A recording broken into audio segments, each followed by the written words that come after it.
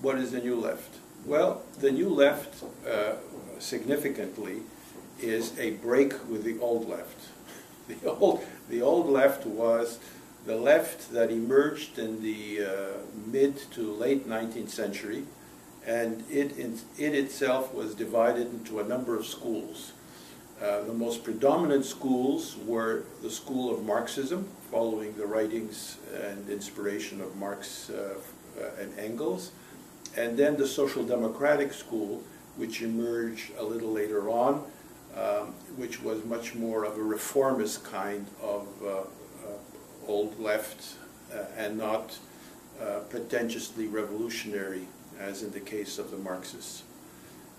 But by the end of the 50s, the emergence of the 60s, a new generation emerged which did not want to have much to do with either Marxism or Marxism-Leninism in particular, and social democracy. So they emerged, a new generation emerged, raising different questions about the nature of advanced industrial society and how to change it. And the principles of the New Left is what this book deals with in part.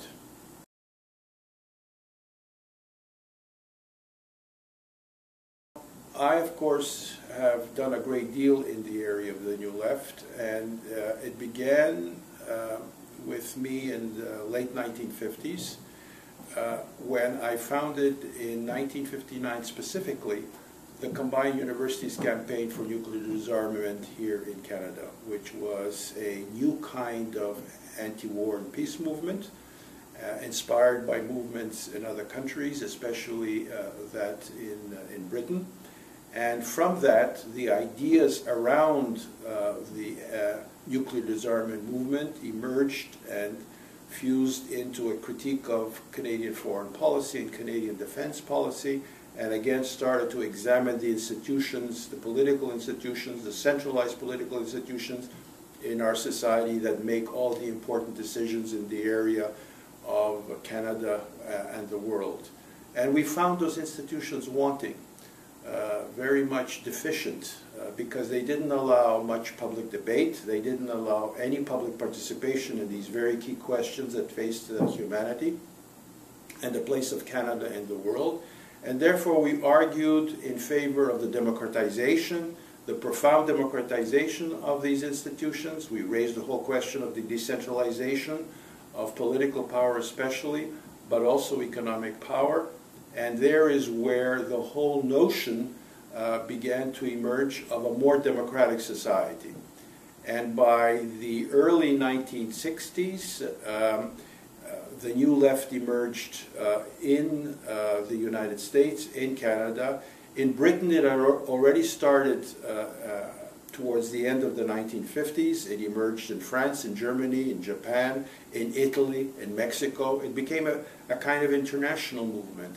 It was very much inspired by some very basic and fundamental ideas about the place of empire in the world, especially the American empire, but also the Soviet empire, and what kind of internal society we wanted.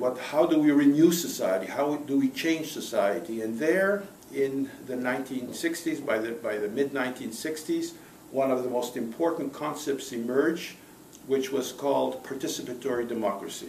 What is participatory democracy? In a nutshell, what we have to understand is that in liberal democracies, like Canada or the United States or Britain, for instance, we live in what we can characterize as a consenting democracy. That is to say, every 4 years, we're asked to put a piece of paper in a box and to elect a government, and then the ruling party, especially if it has a majority, then goes off to the races and does essentially what it wants to do.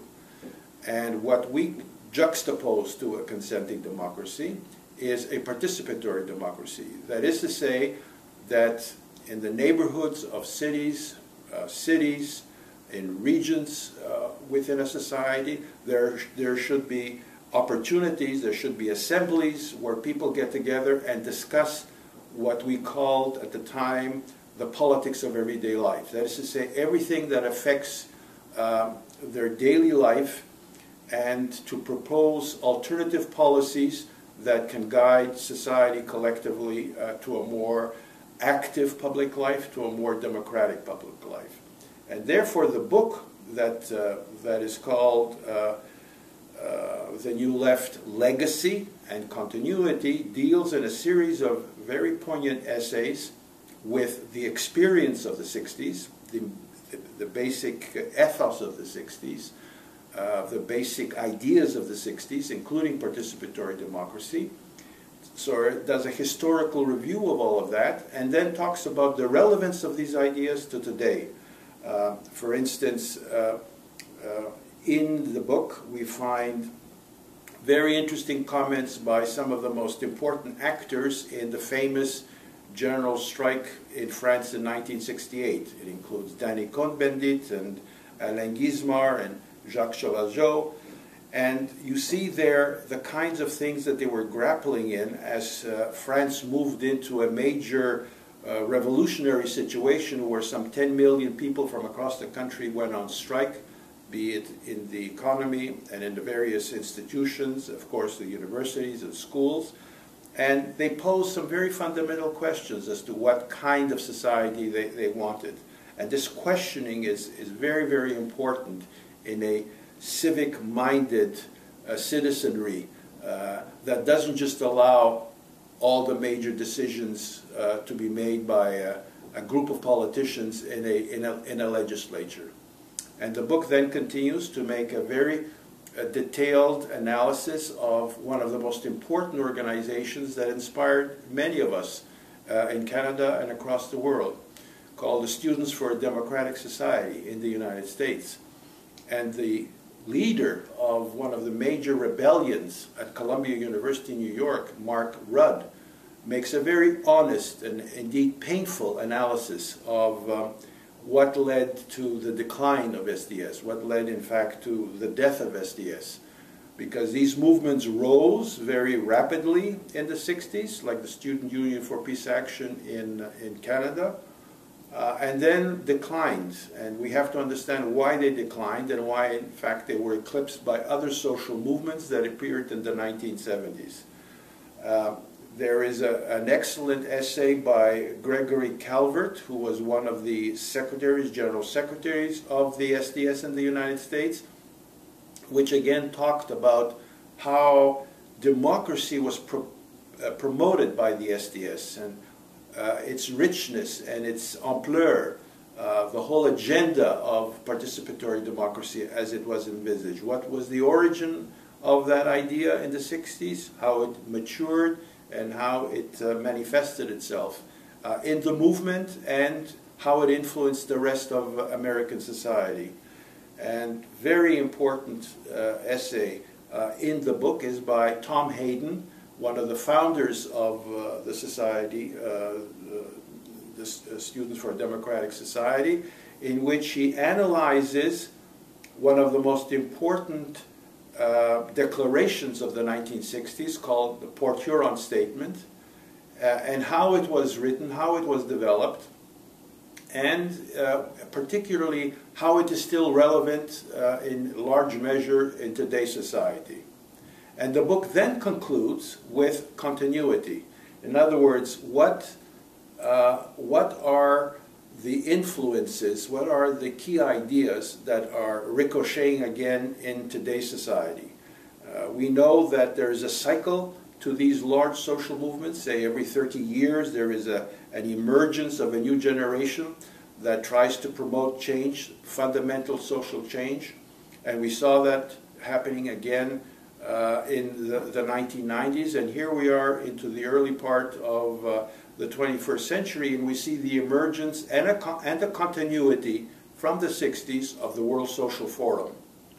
And there again, we see many of these ideas, many of these radical democratic ideas being discussed and debated throughout the world. So this is what the book is all about, and it's very exciting even to reread it in these days.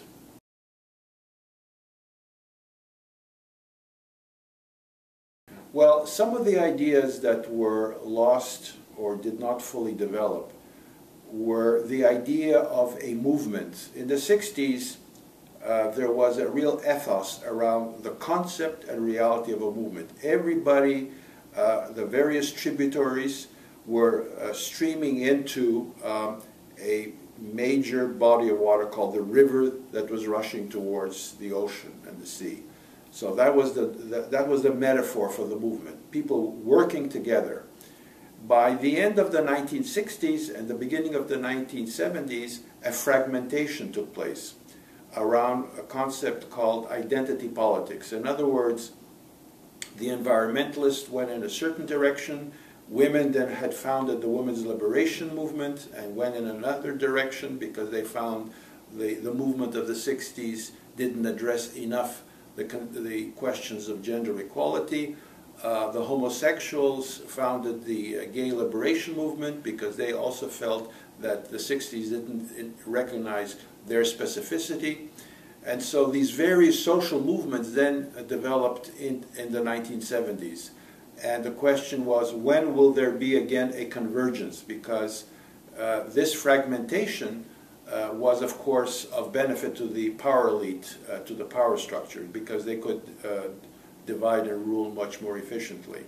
But there again, you see, there is now a convergence that began to emerge again in the 1990s and is fully expressed by various forums, like in the United States, the American Social Forum. Everybody is there. And of course, at the world level, we see it again in the World Social Forum.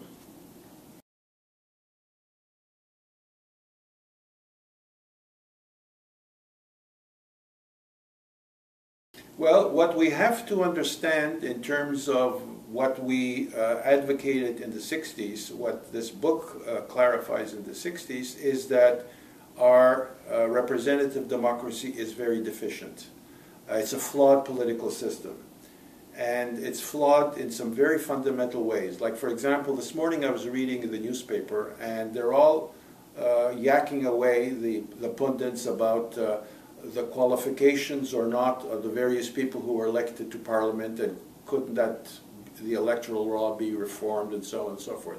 But what of course is missing is a very fundamental question, namely, how can you explain that a political party, the conservative political party in this case, by increasing its popular vote from 37% point something to 39% point something, can actually win a large majority in the House of Commons and subject the House of Commons and subject the entire country to the iron fist of majority government and majority democracy. So there's something wrong there.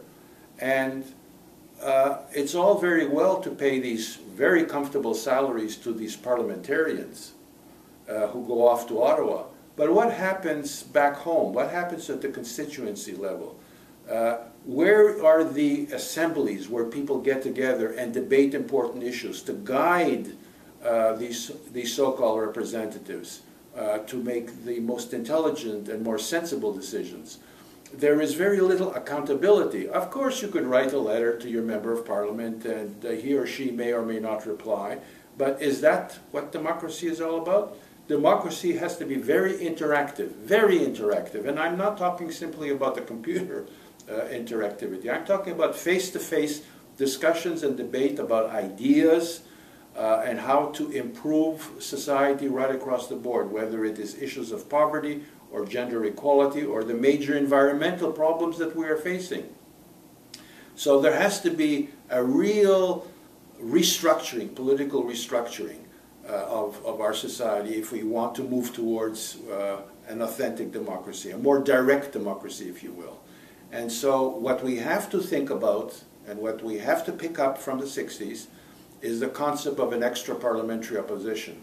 In other words, how can all the social movements, or how can all the non-government organizations across our society work together to be a counterposing political and social force to the political institutions that are there in place? Because unless you have this dynamic, this dialectical, very powerful dialectical relationship, things cannot be unblocked and cannot really significantly be moved in a so-called representative democracy. So those are the lessons and those are the obstacles that we have to learn for the future, for the present and the future.